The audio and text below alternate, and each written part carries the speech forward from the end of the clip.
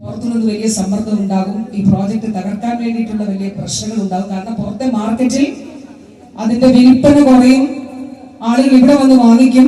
ഇപ്പൊ പലതരത്തിലുള്ള തെറ്റായ കാര്യങ്ങളും ഇതിന്റെ ഭാഗമായിട്ട് പ്രചരിപ്പിക്കും. ഞാൻ പറഞ്ഞു, എത്ര തെറ്റായ കാര്യം പ്രചരിപ്പിച്ചാലും നമ്മളിത് നടപ്പിലാക്കണം. സാമ്പത്തികമായ പ്രതിസന്ധിയുണ്ട്, പക്ഷെ ആ പ്രതിസന്ധി രീതിയിൽ നടപ്പിലാക്കണം. ബഹുമാനപ്പെട്ട CM ആണ് ഉദ്ഘാടനം ചെയ്തത്. 14 കാരുണ്യ ഫാർമസി സെന്ററുകളിൽ ഉദ്ഘാടനം ചെയ്തു. ആദ്യം തന്നെ തിരുവനന്തപുരത്തായിരുന്നു.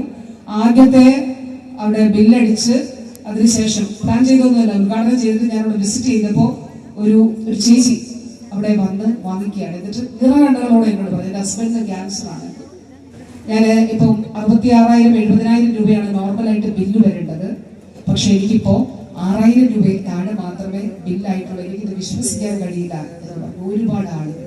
ഇതാണ് സർക്കാരിന്റെ ഇടപെടൽ. മരുന്ന്, ചികിത്സ ഇത് സൗജന്യമായിട്ട് നൽകുക, പരമാവധി സബ്സിഡൈസ്ഡ് ആയിട്ട് നൽകുക എന്നുള്ളത്. ഒരു കാര്യം കൂടി പറഞ്ഞതിന്റെ വാക്കുകൾ അവസാനിപ്പിക്കുക. അത് മറ്റൊന്നുമല്ല, ഈ ഭയത്തെ നമുക്ക് അതിജീവിച്ചേ പറ്റുകയുള്ളൂ. ഈ ഭയം വിട്ടുകൊണ്ട് കഴിഞ്ഞ ദിവസം ഒരു ഏറ്റവും ഡോക്ടേഴ്സിന്റെ കാര്യം പറയുകയാണെങ്കിൽ, കഴിഞ്ഞ ദിവസം ഡോക്ടേഴ്സിന്റെ മീറ്റിംഗ്, ഡോക്ടർ സതീശൻ ഉൾപ്പെടെ ഞങ്ങൾ ക്യാൻസർ കെയർ ബോർഡിന്റെ നോഡൽ ഓഫീസറാണ്, MCCയുടെ ഡയറക്ടർ, അദ്ദേഹം കൂടെ പങ്കെടുത്തുകൊണ്ട് നമ്മൾ വലിയൊരു ക്യാമ്പയിൻ പ്ലാൻ ചെയ്യുന്നുണ്ട്. അത് തൊട്ട് പിന്നാലെ അനൗൺസ് ചെയ്യും. ഫെബ്രുവരി 4 വേൾഡ് ക്യാൻസർ ഡേ ആണ്.